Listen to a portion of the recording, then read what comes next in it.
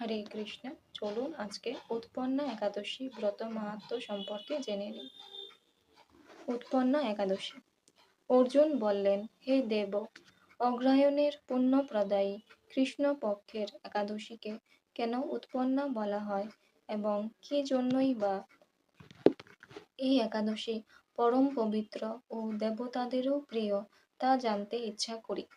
আপনি কৃপা করে আমাকে তা বলুন। শ্রী ভগবান বললেন, হে পৃথাপুত্র, পূর্বে সত্যযুগে মৌর নামে এক দানব ছিল। অদ্ভুত আকৃতি বিশিষ্ট সেই দানবের স্বভাব ছিল অত্যন্ত কোপন। সে দেবতাদেরও ভীতিপ্রদ ছিল।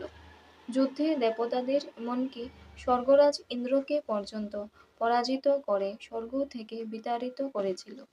এইভাবে দেবতারা পৃথিবীতে বিচরণ করতে বাধ্য হয়েছিল। তখন দেবতারা মহাদেবের কাছে গিয়ে নিজেদের সমস্ত দুঃখ সবিস্তারে জানালেন। শুনে মহাদেব বললেন, হে দেবরাজ, যেখানে শরণাগত বৎসল জগন্নাথ গরুর ধ্বজ বিরাজ করছেন, তোমরা সেখানে যাও। তিনি আশ্রিতদের পরিত্রাণকারী, তিনি নিশ্চয়ই তোমাদের মঙ্গল বিধান করবেন। দেবাদিদেবের কথা মতো দেবরাজ ইন্দ্র দেবতাদের নিয়ে ক্ষীর সমুদ্রের তীরে গমন করলেন।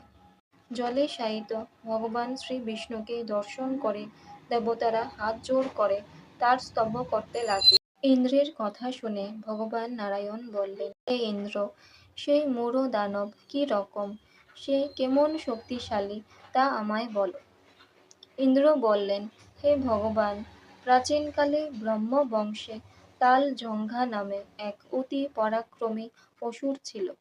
তারই পুত্র সেই মূঢ় অত্যন্ত বলশালী, ভীষণ উৎকট ও দেবতাদেরও ভয় উৎপাদনকারী। সে চন্দ্রাবতী নামে এক পুরীতে বাস করে। স্বর্গ থেকে আমাদের বিতাড়িত করে তার স্বজাতি কাউকে রাজা, কাউকে অন্যান্য দিকপাল রূপে প্রতিষ্ঠিত করে এখন সে দেবলোক সম্পূর্ণ অধিকার করেছে। তার প্রবল প্রতাপে আজ আমরা পৃথিবীতে বিচরণ করছি। ইন্দ্রের কথা শুনে ভগবান দেবদ্রোহীদের প্রতি অত্যন্ত ক্রোধান্বিত হলেন। তিনি দেবতাদের সঙ্গে চন্দ্রাবতী পুরীতে গেলেন। সেই দৈত্যরাজ শ্রী নারায়ণকে দর্শন করে পুনঃ পুনঃ গর্জন করতে লাগল।